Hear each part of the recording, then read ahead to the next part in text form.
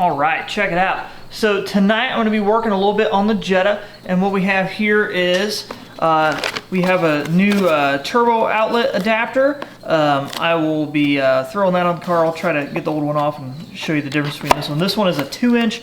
The factory is 1 and something. It's a little bit smaller. Additionally, I'm going to be getting this new pancake pipe on there. Hopefully everything fits. This is aftermarket design for a 1.8 gas turbo Jetta, not the TDI. Just some hardware to go with it. I guess this is the old turbo. The new one, the outlet, is not pointing down. It goes down and curves to the left, and also does not have this style like plug on it that a hose can go on automatically. You have to put a piece in, and the one that came with it is the factory size, and this one's much larger. This one will give me a 2-inch diameter rather than whatever is on it, and that'll be a little more fitting for the stuff that I've got on the car. Once all this goes on, hopefully I can get this, will be going toward the intercooler. Hopefully I can get that all buttoned up over here.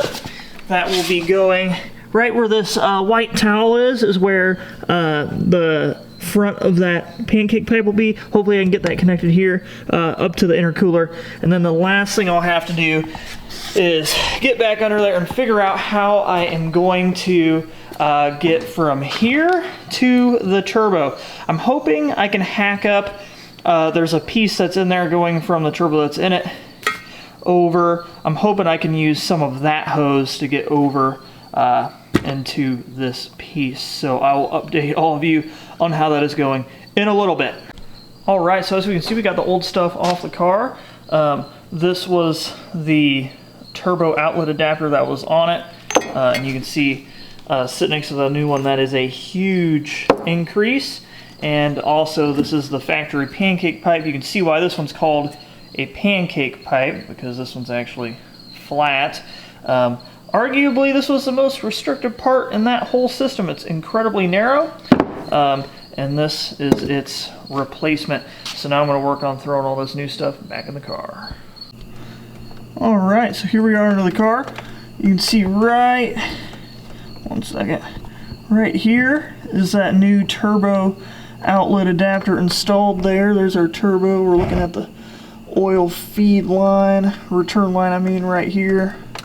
We got that new pipe installed, so you can see we don't have too far to go there, or too far to go up here, where this then reaches to the intercooler. So really not looking too shabby. While we're down here, we can peep the stuff over on this side. From the outside, or the outlet side of the intercooler turns, a bunch of junk goes on here, and it eventually goes up back to the top where you can see it from the top of the engine bay. Alright, it is the next day, and I've gone through and added clamps as needed, and I have the bumper off now, doing a little bit of trimming, but without that on here we can get a better look at what all is going on. Like I said, got everything buttoned up for the most part, still trimming up the bumper a bit.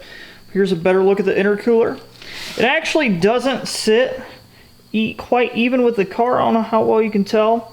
I put these washers in here, see if that can focus, and one of them's a half. One of them is a half washer on each. So I did that so I could tilt this thing back. Otherwise the bumper was hitting all over the place on the bottom of the intercooler. So that's why that is leaning back how it is. And then of course spent the day also figuring out this pancake pipe, getting it all set up. And man, I'll tell you what, the clearance is tight. But tight is alright, so long as we don't make any contact. My camera just doesn't want to focus today. Sorry guys. Probably the bad lighting. But got all that back there.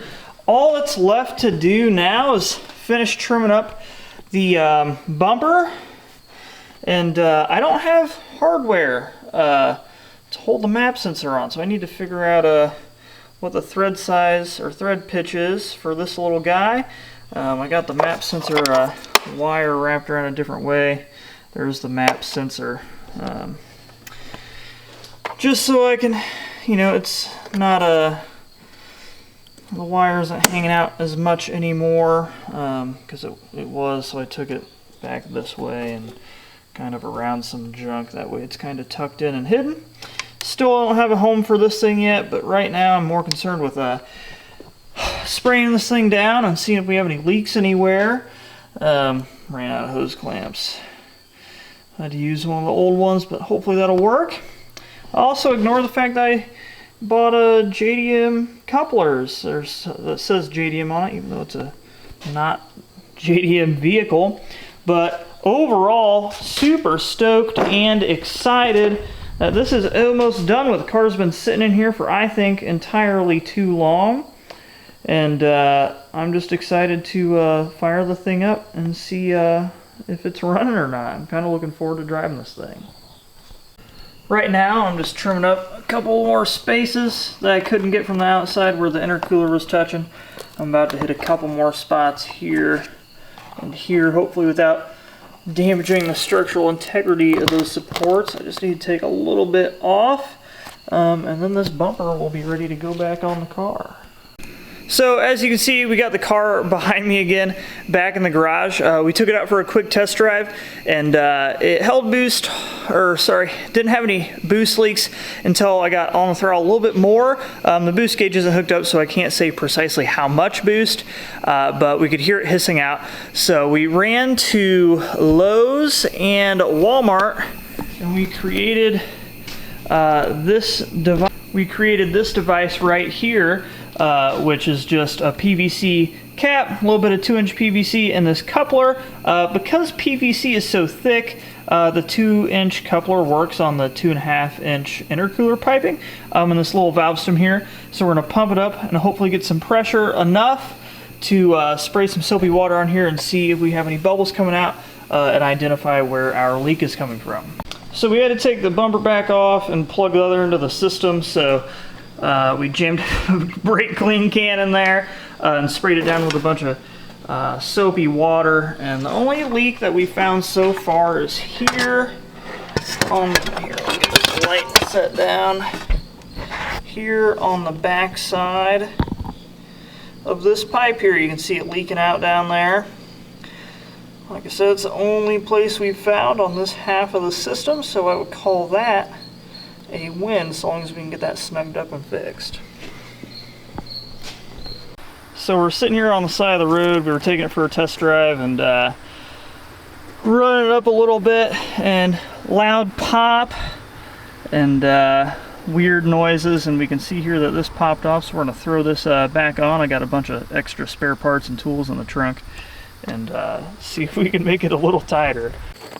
So after a few iterations this afternoon of driving, blowing stuff apart on the intake, getting new clamps and clamping stuff down, after a few iterations of all that, the car is running and driving. Ran to the grocery store and back and picked up some stuff. And I have a feeling that over the next few days or week or so, it's just going to be finding out what all the weaknesses in the system are, buttoning it up, and improving it as needed. In the near future for the car, definitely going to need a driver CV axle. The boot's really dry right now. I'm kind of disappointed in that, because that axle's only about a year old, if that, not even. Just a cheap one from O'Reilly, and the thing's falling apart. I'm not saying that's O'Reilly's fault, but the quality of that boot is really, really bad. The rubber's literally dry and cracked only after a year, so that's disappointing. And it'll be an oil change soon. I'm going to try to put a copper washer on there, hopefully stop that drip that you probably noticed on the ground with some of the videos looking underneath the car. And I'll be popping the grill back in too. I don't love this look. I just wanted to get the car out and driving before I put it all back together. So thank you all for watching. I will give you updates as it goes on the car, but that is it for this weekend. Thanks for watching.